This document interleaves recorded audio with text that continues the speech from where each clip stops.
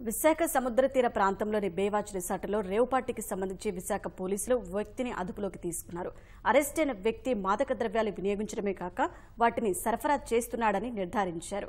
Rave పార్టీలో మాదక ద్రవ్యాల వినియోగంపై లోతుగా దర్యాప్తు చేస్తున్న పోలీసులు ఎంతమంది తీసుకున్నారు, నగరంలోకి ఎక్కడి నుంచి తెచ్చారు అనే కోణంలో కూపీలాగుతున్నారు. ఈ తరహా రేవ్ పార్టీలు ఇదే మొదటిసారా లేక గతంలోనే జరగాయా అనే విషయాలు ఆరా తీస్తున్నారు.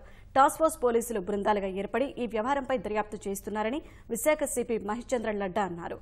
వివిధ పోలీసు స్టేషన్ల పరిధిలో మాదక ద్రవ్యాలకు బానిసైన వారి వివరాలు సేకరించి కేసులు నమోదు చేయాలని నిర్ణయించినట్లు వెల్లడించారు. NDPS లో ఆయన ఒక అరెస్ట్ అయ్యారు. ఫర్దర్ ఎవరు యూజర్స్ ఎవరు ఉన్నారు, ఇక్కడ నుంచి సప్లై చేస్తున్నారు అన్ని డీటెయిల్స్ ఇప్పుడు తీసుకోవడం జరుగుతున్నాయి. ఆ రోజు పార్టీలో ఎవరు వచ్చారు, తర్వాత ఎవరు వాడారు, గతంలో ఎవరెవరు వాడేవాళ్ళు ఉన్నారు, వాళ్ళు కూడా మేము అన్ని వెరిఫై చేస్తున్నాము. తర్వాత పెడ్లర్స్ ఎవరెవరు ఉన్నారు, మా దృష్టి మొత్తం పెడ్లర్స్ మీద. దాన్ని కూడా మేము already 3-4 teams task force ECP ఆధ్వర్యంలో పెట్టడం జరిగింది.